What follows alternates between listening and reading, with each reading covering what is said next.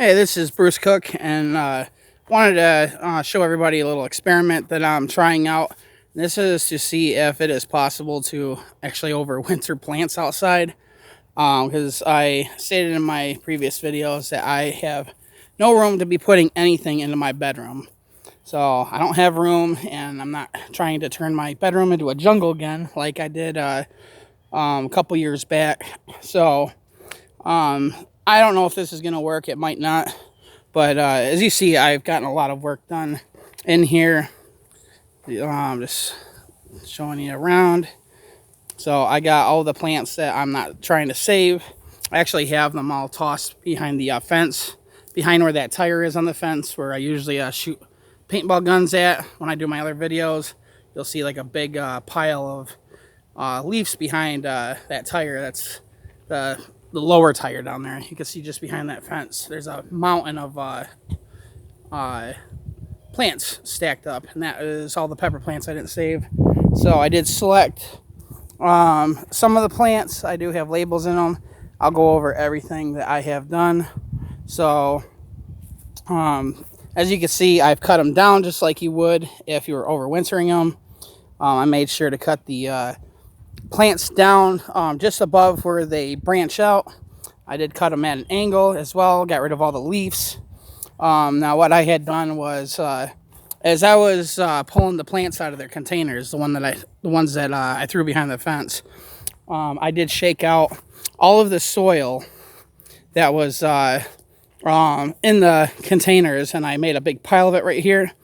And I also raked up all of the mulch, well, a lot of the mulch that was in here, and I mixed both the soil and the mulch just to get volume. So what my idea was, well, at first, before I did that, I did fill the containers up with the plants that I'm trying to save, the rest of the way up with soil, so that way the least of the plant would be exposed to the elements as possible. So now all the mulch and crap that you see on top came afterwards when I was putting all of this around my plants. So what the idea was to try to eliminate any or most of the space where there would be air, because that's how it makes it that would make it easier for the cold temperature to get through the plant containers and freeze the roots. So what I had done was, after mixing the mulch and dirt, I have all the containers surrounded by the soil, and I also got between the containers. I'm just trying to eliminate any air pockets, or space for cold air to get into. And if you've seen any of my target shooting videos, with the real firearms, you probably recognize this thing. So I used this for using it on my shade cloth and frost blanket. It was this little stand thing, and I didn't bother taking off the cardboard, so it's got all the bullet holes in there. Even the metal ended up getting hit by several bullets, but that's what I'm using.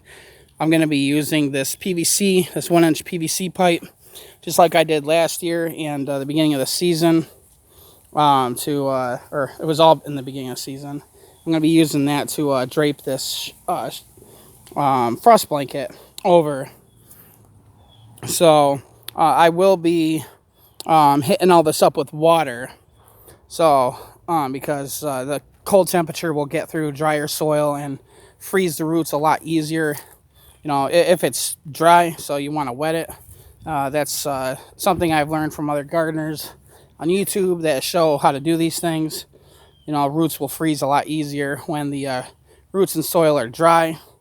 So you want to wet them. So that's what I'm going to do. And then what I'm going to do is I'll be creating a tent over this thing, and we'll be using all of that stuff to create it. But let me think if there was anything else I was going over. But yeah, I don't know if that's going to work. I mean, where I live in Georgia, during the winter time, It can drop as low as, I've seen it drop as low as like 5 degrees. I think in the coldest parts of the winter, like in January, it can average around 10 degrees out here. But the only reason why I thought maybe there's a chance that this could work was because in the beginning of the season, I had put all of my plants out super early, and they were not conditioned for the outdoors yet. And they were just getting too big for my grow box inside, and I think I put them out in, I can't remember if it was late March, or I think it was in the middle of March. And the temperatures were still hitting, we still had several nights where it was hitting like 25 degrees. And that frost blanket kept them alive. I think I lost one plant, and that was it out of all the original plants that I had put out here in the beginning of the season.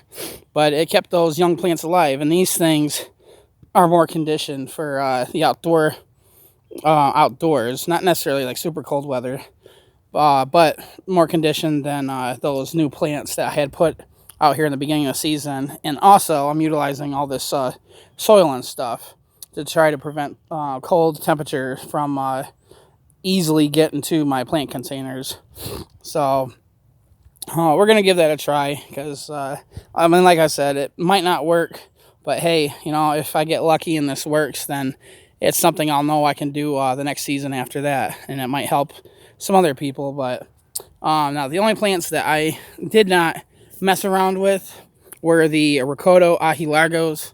Philip Emery did tell me that these things do pretty well in cold temperatures. I don't know how cold he was meaning, but we're gonna see how long these things can last, because I really didn't get much very many peppers out of these yet. These were one of the last these were among the last seeds that I had sowed this year, and I literally have gotten like 5 fully ripened peppers off of these things. They are in need of watering, but I'm about to be watering everything, all the soil in here once the video's finished. I just didn't want to get the ground all wet before making this video. But anyways, that's my little video. Just wanted to see if this little experiment might work. So I'll give an update at some point in the near future after we've hit the 20s.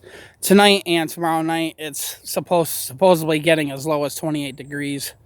And it's going to be, well, we'll see what happens. But, I mean, I'm really not going to know if the things are dead unless, a month down the road and I find that these stalks are all dried up or whatever, which is what they'll do when they die. Since I don't have leaves to show physical signs of, that the plants are dying, because the leaves would wilt and everything. But we'll see. We'll see what happens. But anyways, hope you all enjoyed the video, and I'll catch you in the next one.